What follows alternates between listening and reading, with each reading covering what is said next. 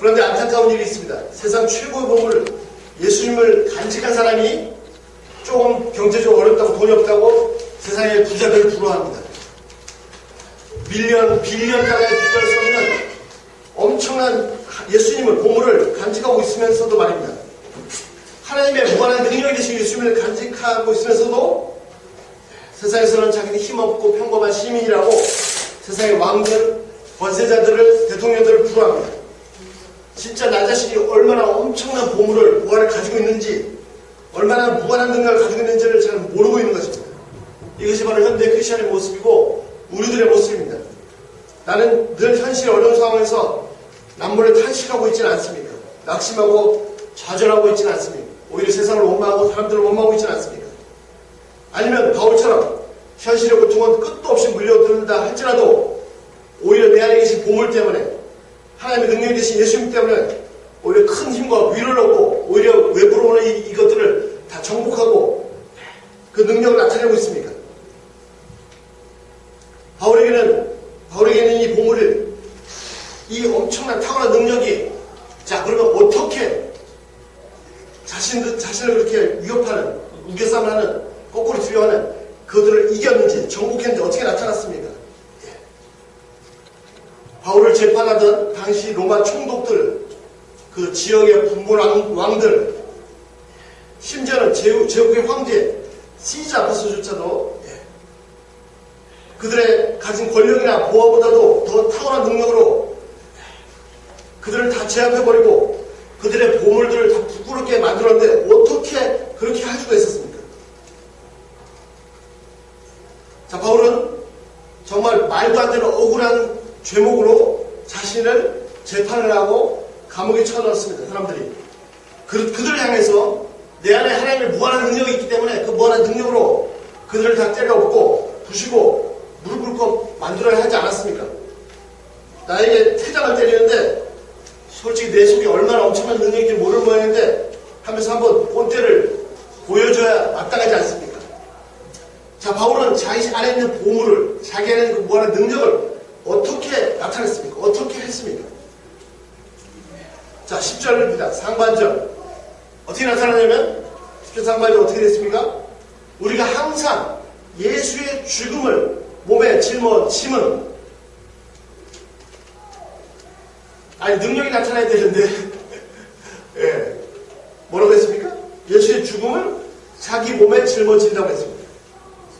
이게 무슨 말입니까? 자, 예수의 죽으심은 바로 십자가의 죽으심을 말합니다. 그런데 바울은 그 죽으심을, 예수의 죽으심을 자신의 육체에 짊어졌다고 했습니다. 자, 이것을 다시 설명한 것이 11절 말씀입니다. 우리 살아있는 자가 항상 예수를 위하여 죽음에 넘기움을.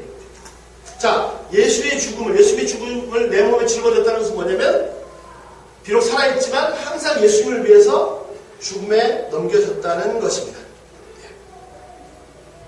그는 다메섹으로 가던 길에 그 길에서 예수님을 만났습니다.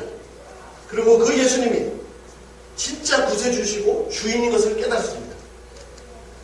그리고 순교할 때까지 평생 그분을 위해서 살았습니다. 그래서 그는 수도 없이 죽을 고비를 넘겼고 육신의 고통을 당했습니다. 고린도후서 11장 23절에서 27절. 그들이 그리스도의 일꾼이냐? 정신없이 말하거니와 나는 더욱 그러하도다. 내가 수고를 넘치도록 하고 옥에 갇히기도 더 많이 하고 매도 수없이 맞고 여러 번 죽을 뻔 당하였으니 유대인들에게서 40에 하나 감한 매를 39대 때리는 태장을 5번 맞고 3번 태장으로 맞고 1번 돌에 맞고 3번 파선하고 일주일을 깊은 바닷속에 지냈으며 여러 번 여행하면서 강의 위협, 강도의 위협, 동족의 위협과 이방인의 위협과 신의 위협과 광야의 위협과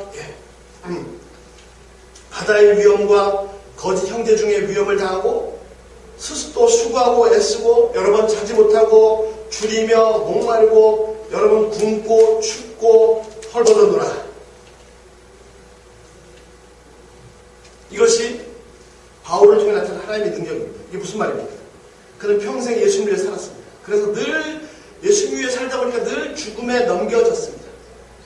이것이 바로 예수님의 죽음을 자기 몸으로 짊어진 것입니다.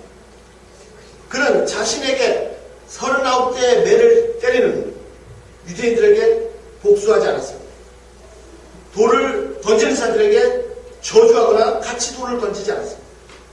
물리적으로 힘을 키워서 때려부시지 않았습니다. 자신을 옥에 가둔 자들을 고발하거나 억울하다고 위협하거나 물리적으로 와서 보복하지 않았습니다. 그는 그들이 주는 고통을 다 자기 몸으로 받았습니다. 이것이 바로 예수님의 죽으심을 자신의 몸에 짊어진 것입니다. 예수님의 죽으심은, 예수님의 십자가는 예수님 당신 그분 자신의 죄를 담당하신 것이 결코 아닙니다. 예수님은 진짜 전혀 죄 없으신 의인이셨고 하나님의 아들이셨습니다. 그럼에도 불구하고 그렇게 처참하게 죽어야 했다는 것은 바로 모든 인류의 죄 때문입니다. 바로 나의 죄 때문입니다.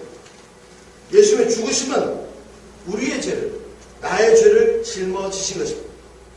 그렇다면 바울이 말하는 예수님의 죽으심을 자신의 몸에 짊어졌다는 것은 바로 예수님처럼 바울도 또한 우리도 나를 괴롭히는 다른 모든 사람들의 죄를 내 몸으로 짊어지는 것입니다. 그래서 내가 고통받다가 내가 죽는 것입니다. 바울은 보복하거나 저주하거나 심지어는 미워하지도 않았습니다. 대신 그 모든 죄를 자신의 몸으로 담당했습니다. 자신의 몸에 짊어졌습니다. 그는 자신에게 돌을 던지는 자를 향해서 돌을 던지지 않았습니다. 형편없는 죄인들이 재판장으로 서서 고발하고 매를 들어 벌을 심판한다고 퇴장을 때렸지만 그는 고소하거나 보복하지 않았습니다. 오히려 그 모든 죄를 자기 몸으로 다 감당했습니다. 마치 나의 주인이신, 우리의 주님이신 예수님께서 바로 내 죄를, 그분이 주인이시를 불구하고 내 죄를 다 감당하셨듯이 바울도 그렇게 했습니다. 예수님은 어떻게 했습니까? 베드로전서 2장 22절부터 24절, 그는 죄를 범하시지 않으시고 그 입에는 거짓이 없으시며 욕을 당하시되 맞대어 욕하지 않으시고. 그렇습니다. 예수님은 엄청나게 욕을 당했습니다. 모욕을 당했습니다. 자, 그러면 어떻게 해야 됩니까? 몇 배로, 말로라도 몇 배로도 갚아줘야 마땅하지 않습니다. 그러나 한마디도 맞대어서 욕하지 않으시고 그냥 그 욕을 다 받으셨습니다. 고난을 당하시되 위협하지 않으시고 엄청난 고난을 당하셨습니다. 그러면 몇 배로 갚아줘야 하지 않습니까? 몇 배로 갚으시기는커녕 입으로 위협조차도 안 하셨습니다. 왼쪽 뺨을 때리면 양쪽 뺨을 다 때려야 하지 않습니까? 그러나 남은 뺨도 내어주셨습니다. 그리고는 오직 공의로 심판하시는 이에게 부탁하시며 24절, 신이 남을 달려 그 몸으로 우리 죄를 담당하셨으니 맞대어 욕하시거나 위협하시기는커녕 오히려 남을 달리셔서 우리의 모든 죄를 당신의 몸으로 다 담당하셨습니다. 나는 욕하고 죄짓고 예수님을 십자가에 못 박아 죽이는데 예수님이 그 모든 죄를 당신의 육체로 담당해 주셨습니다. 나는 나를 우습게 여기고 무시하는 자를 도저히 용서할 수 없습니다. 무슨 수를 써서라도 몇 배로 복수해야 됩니다. 내 마음에 깊은 상처를 줬다. 나를 욕하고 비방하는 자들 가만히 내버려두면 안 됩니다. 어떻게든지 기회를 만들어서 몇 배로 갚아줘야 됩니다. 그저 밉습니다. 용서가 안 됩니다. 아니 도저히 상종할 수 없습니다. 얼굴 보기 평생 보기를 원치 않습니다. 그리고 만약에 정말 하나님이 계시다면 나의 이 억울함을 아시고 그놈들을 몇 배로 복수해 주셔야 마땅합니다. 그러나 예수님은 그 모든 죄를 되돌려 갚으신 것이 아니라 그 모든 죄를 당신의 몸으로 직접 다 담당하셨습니다. 죽을 죄는 바로 나인데 당신을 심판에 던지셨습니다. 죽임을 당하신 분은 내가 아니고 예수님이십니다. 그분은 나의 죄를 그 몸으로 다 감당하셨습니다. 바울도 마찬가지입니다. 자신을 괴롭히고 죽이는 자들을 그 엄청난 죄를 대신 몇 배로 돌려주고 갚았다고 그런 기록이 전혀 없습니다. 그렇게 고생을 하면서도 그렇게 죽이려고 달려는데도 불구하고 한 번도 그들을 되갚은 적이 없습니다. 오히려 자신의 육체로 다 담당했습니다. 그 결과가 어떻게 됐습니까? 다시 10절입니다. 우리가 항상 예수의 죽음을 몸에 짊어짐은 결과가 어떻게 해요? 예수의 생명이 또한 우리의 몸에 나타내게 하려 합니다. 그렇습니다. 내가 예수의 죽음을 내 몸에 짊어졌을 때 그리고 죽었을 때 우리 몸에 예수의 부활의 새 생명이 나타납니다. 11절 우리 살아있는 자가 항상 예수를 위하여 죽음에 넘기움은 어떻게 됐습니까? 예수의 생명이 또한 우리 죽은 육체에 나타내게 하려 합니다. 이게 놀라운 비밀입니다. 예수를 위해서 죽음에 넘길 때 예수님처럼 모든 죄를 다 내가 내 몸으로 감당할 때 우리 육체 가운데 예수님의 생명이 나타납니다. 12절 그런즉 사망은 우리 안에서 역사하고 생명은 너희 안에서 역사하느니라. 그렇습니다. 내가 예수님의 죽음을 내 몸에 짊어지고 죽을 때 내 안에 예수님의 생명이 나타나고 예수님의 생명이 역사합니다. 그래서 내가 죽을 때 내가 살고 내 주위 사람들이 삽니다. 그러나 내가 살고자 내 주위 사람을 죽일 때 나도 죽고 상대방도 죽고 점점 더 많이 피가 뿌려지고 결국 다 같이 죽는 것입니다. 그러나 그들의 죄에 내가 죽을 때 나도 살고 그들도 생명을 얻습니다. 나에게 깊은 상처를 주었습니까? 그들의 그 죄를 내가 내 몸으로 내 영혼으로 감당합니다. 오히려 잘못이 그들에 있었을 때 할지라도 내가 먼저 찾아가서 내가 잘못한 것처럼 화해를 요청합니다. 그럴 때는 나도 살고 그들도 삽니다. 그러나 내가 버티고 그에게 저주가 퍼부질 기다릴 때 나도 악해지고 상대방도 망합니다. 마치 마귀는 양쪽에 다 무기를 공급해서 신나게 팔아먹고 양쪽 다 죽을 그를 좋아합니다. 이거 고스타 참 아까 말씀드린 것처럼 많은 은혜를 받아서 너무나 복된 시간이 되었습니다. 한편으로 여러분들께 너무나 감사합니다. 그 중에 한 가지 얇은 책을 하나 읽었는데 책을 읽었는데 너무너무 좋았습니다. 잠깐 소개하겠습니다. 딘 에드워드라는 사람이 쓴 세 왕의 이야기입니다. 그 자리에서 다 읽으실 수 있습니다. 원고는 A Tale of Three Kings. 사울왕, 다윗왕, 그리고 압살롬 얘기입니다. 사울왕은 다윗을 시기했습니다. 그를 죽이고자 창을 던졌습니다. 저도 그 성경 구절을 엄청나게 많이 읽었거든요. 근데 어떻게 됐습니까? 자, 창을 던졌습니다. 그래서 다윗은 정말 죽을 뻔했습니다. 자, 다윗은 죽을 뻔했는데 하나님께서 그의 기름 부으신 것이 무슨 의미가 있겠습니까? 지금 죽어버리면 왕이 되는 건 다 무슨 아무 의미가 없습니다. 자, 창을 던졌는데 다윗이 어떻게 했습니까? 그럼 도망갔습니다. 그리고 사울왕은 평생 동안 다윗을 죽이기 위해서 쫓아다녔습니다. 자기 죽을 때까지 다윗을 쫓아다녔습니다. 마치 몰입꾼들과 함께 토끼나 여우 사냥하듯이 왕이 다윗을 평생 사냥하고 쫓아다녔습니다. 창을 펴서 도망가는 그 순간 다윗의 인생에 가장 고통스러운 19년이 시작되는 순간입니다. 그리고 얼마나 고통스러운지 요한에게 고백하기를 나와 죽음 사이에 한 겁니다. 원스텝이다라고 했습니다. 자, 창을 던집니다. 나를 향해 창을 던집니다. 어떻게 돼요? 왜 가만히 있으면 됩니까? 정말 다윗은 용맹한 사람이죠. 장군이죠. 그가 해치운 이 블레스 사람들이 원수들이 엄청나게 많습니다. 자, 창을 던지면 순간 창을 피하고 어떻게 되죠? 벽에 꼽힌 창을 뽑아서 사울이 향해 다시 던져야 되지 않습니까? 사울을 꼽아버려야 되지 않습니까? 만약 그렇게 되면 그 순간 그 왕국은 다윗의 것이 될 것입니다. 아닙니다. 도망가더라도 자, 일단 피하고 도망가더라도 도망가지 말고 도망가서는 자신을 지지한 세력들을 다시 규합해야 했습니다. 사람들이 뭐라고 놀랬습니까? 사울은 천천히요, 다윗은 만만이라. 만약에 사람들을 규합했으면 다윗을 지지한 사람들이 시기심 많고 미치광이 사울을 지지한 사람들 훨씬 더 많았을 것입니다. 그래서 잘하면 사울하고 폐위시키고 쫓아내고 자기 왕국을 건설할 수 있었습니다. 아니면 그것까지 안 되더라도 사울하고 조그마한 왕국, 자기 더 큰 왕국을 차지할 수도 있었습니다. 그러나 그는 창을 피했고 계속 도망다녔습니다. 심지어는 잘 아신 것처럼 2번씩이나 사울을 죽일 수 있는 기회가 있었습니다. 그런데 그는 죽이지 않았습니다. 그때 그냥 눈을 한번 찔끔 감고 사울을 찔렀으면 더 이상 도망다닐 필요 없습니다. 고생이 다 끝나는 것이고 바로 왕이 되는 것입니다. 그리고 자기만 바라보고 자기를 쫓아다니는 그 사람들을 더 이상 고생 안 시켜도 됩니다. 그러나 끝끝내 그는 칼을 뽑지 않았습니다. 그는 하나님을 경외했습니다. 하나님을 두려워할 줄 알았습니다. 그리고 모든 것을 다 하나님의 손에 맡겼습니다. 그렇게 죽은 고생을 하면서도 끝끝내 하나님을 맡겼습니다. 자, 그 세 왕의 이야기를 쓴 딘 에드워드의 말입니다. 나는 방금 얘기한 것들이 마음에 들지 않습니다. 다윗은 문제를 회피했습니다. 나는 다윗과 같은 상황에 처해있고 고통을 당하고 있습니다. 나는 창을 던지는 왕이 다스린 나라에 살고 있는데 어떻게 해야 합니까? 떠나야 하나요? 그렇다면 어떻게 떠나야 하나요? 창 던지기 경연대회가 있을 때는, 즉 서로 상처 주고 서로 죽이는 상태에 있을 때는 도대체 어떻게 해야 하는 것입니까? 글쎄요, 당신이 앞에서 말한 질문을 좋아하지 않는다면 지금 말하는 대답도 좋아하지 않는 것입니다. 대답은 이것입니다. 찔려 죽으십시오. 아니, 왜 그렇게 해야 됩니까? 아니, 그렇게 해서 좋은 것이 뭐냐고요? 당신은 그릇된 왕 사울을 주목하고 있습니다. 당신이 당신의 왕을 주목하고 있는 한 당신은 지옥과 같은 현재 상황 가운데서 단지 그 사울 왕을 탓하게 될 것입니다. 그런데 조심하십시오. 왜냐하면 하나님은 또 하나의 사울 왕을 주시하고 계시기 때문입니다.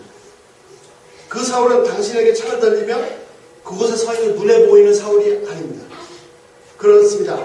하나님은 또 하나의 사울을 보고 계십니다. 사울과 똑같이 나쁜, 아니 그보다 훨씬 더 나쁜 사울을, 하나님 바로 당신 안에 있는 사울 왕을 보고 계신 것입니다. 내 아내라고요? 사울은 당신의 피추 속에 있고 당신의 골수에 있습니다. 그는 바로 당신의 심장의 살과 근육을 이루고 있습니다. 그는 당신의 영혼 속에 있습니다. 당신의 몸의 원자들을 중심으로 살고 있습니다. 사울 왕은 당신과 함께 있습니다. 당신이 바로 사울 왕인 것입니다. 그는 당신의 폐 속에서 살아 숨쉬며 우리 모두의 가슴 속에서 맥박으로 호동치고 있습니다. 그는 멸종되어야 합니다. 이 말이 별로 기분 좋게 들리지 않을지라도 말입니다. 이제 당신은 적어도 왜 하나님께서 당신을 곧 사울 왕 밑에 두셨는지 알게 될 것입니다. 하나님이 다윗의 심장 안에 있는 사울을 제거하지 않으셨다면 양치기 다윗은 사울 왕 2세로 성장했을 것입니다. 아니, 사울 왕보다 더 포악하고 미쳐버린 사울 왕 2세가 되었을 것입니다. 그러나 내 속에 있는, 다윗 속에 있는 사울 왕을 제거하는 수술은 여러 해가 걸리는 것이었습니다. 그리고 그 환자가 거의 죽게 할 만큼 무자비한 경험이었습니다. 그러면 이 속사람 사울을 제거하기 위해서 하나님께 사용하신 메스와 집게는 무엇이었나요? 하나님 바로 겉사람 사울을 쓰신 것입니다. 사울 왕은 다윗을 죽이려고 그렇게 애썼지만 그가 이룬 유일한 성공이라는 것은 다윗의 영혼의 동굴 속을 배회했던 속사람 사울을 죽이는 하나님의 도구가 된 것뿐입니다. 그렇습니다. 이 과정 속에서 다윗은 파멸된 것이나 다름이 없었습니다. 그러나 그렇게 될 수밖에 없었습니다. 그렇게 되지 않고는 그 안에 사울이 살아남아 있을 테니까요. 다윗은 이런 운명을 받아들였습니다. 그는 그 잔인한 상황을 포용하였습니다. 그는 응수하지 않았고 대항하지도 않았습니다. 자신의 경건을 보이기 위해서 박수갈채를 노리는 연기도 하지 않았습니다. 잠잠히 혼자서 그는 그 가혹한 시련을 겪었습니다. 그리고 그 속사람 전부가 다 절단돼 나갔습니다. 그의 성품이 변화됐습니다. 흐르는 피가 다 엉겨 붙었을 때 다윗은 거의 형체를 알아볼 수 없을 정도로 되었습니다. 속사람 사울이 제거되고 다윗의 형체를 알아볼 수 없게 되었을 때 바로 그에게서 예수님의 형상이 나타났습니다. 회복되었습니다. 그렇습니다. 만일 다윗이 창을 던지는 사울에게 창을 같이 던지거나 도망가서 자기 세력을 규합해서 사울과 맞섰다면 그는 자신 속에서 훨씬 더 나쁜, 훨씬 더 잔인한 사울을 키운 것입니다. 그래서 그는 사울보다 더 악한 사울왕 2세가 되었을 것입니다. 그러나 하나님은 다윗 속에 있는 사울을 제거하시기 위해서 다윗 밖의 사울을 사용하셨습니다. 다윗을 수술하시기 위해서 사울이라는 메스를 드셨습니다. 사울에게는 왕권이 중요하고 그 왕국이 중요했습니다. 다윗에게는 그거 없어도 됩니다. 다윗에게는 하나님이 가장 중요했습니다. 나라도 포기할 수 있었습니다. 예수님도 12영이나 더 되는 천군 천사를 동원하셔서 자신을 십자가에 못 박는 자들을 단번에 처형할 수 있으셨습니다. 바울도 자신에게 돌을 던지고 자신에게 매질하는 그 악한 자들에게 하나님께서 당장이라도 불을 내서 다 태워 죽이시라고 기도할 수 있었지 않겠습니까? 이렇게 되어야 진짜 무한하신 하나님의 능력이 나타나는 것 아닙니까? 아니요. 오히려 자신을 십자가 못 박고 저주하는 자들을 위해서 기도하는 것이, 이것이 바로 하나님의 무한한 능력이요 진짜 보물입니다. 바울은 자신에게 돌을 던지고 여러 번 죽이려고 하는 자기 동족 이스라엘을 위해서 기도했습니다. 그들을 위해서 기도했습니다. 오히려 자신의 영혼을 내어놓았습니다. 이것이 바로 바울 속에 있던 하나님의 놀라운 능력이요 무한히 값진 보물이신 예수 그리스도십니다. 예수 그리스도가 나타나는 것입니다. 내 몸에 예수의 죽음을 짊어질 때 나도 살고 원수도 삽니다. 그래서 우리 안에는 항상 죽음이 역사하고 내 주위 사람들에게는 너희에게는 항상 생명이 역사합니다. 악으로 갚을 때 같이 죽습니다. 마귀만 좋아합니다. 나는 더 악한 사울이 됩니다. 그러나 악을 선으로 갚을 때 나도 살고 원수도 형제가 됩니다. 하나님이 기뻐하십니다. 이것이 다윗입니다. 이것이 바울입니다. 내 안에서 사울이 죽을 때 내 안에 예수님께서 가십니다. 이것이 바로 내 안에 감춘 진짜 보물이고 압도적으로 뛰어난 하나님의 무한한 능력입니다. 교회는 서로 율법을 세우고 서로 정죄하고 판단하고 미워하는 것이 아닙니다. 서로 못났지만 죄가 보이지만 용서하고 용납하고 있는 모습 그대로 받고 포용하고 감싸주는 것이 그것이 교회입니다. 나는 아직도 창을 들고 나를 허탄 나에게 상처를 준 자에게 복수하려고 이를 갈고 있지 않습니다. 아니면 그들의 모든 죄를 내 몸으로 다 담당해서 내가 고통받고 내가 죽어서 내 몸으로 예수의 죽으심을 짊어져서 그래서 사망이 내 안에서 역사하여 나와 그들 속에 생명이 역사하고 있습니까? 여러분 속에는 창을 든 사울이 있습니까? 아니면 십자가에 못 박힌 예수님께서 계십니까? 진짜 우리의 보물 되신 우리의 하나님 무한한 능력이 되신 예수님이 우리 속에 계십니다. 우리 속에 사울이라는 악마가 아니라 모든 죄인들의 죄를 당신의 몸으로 다 짊어지신 예수님이라는 이 엄청난 보물을 이 무한한 능력이 되신 예수님 이 보물을 간직하시길 기도합니다. 이것이 사실입니다. 기도하겠습니다.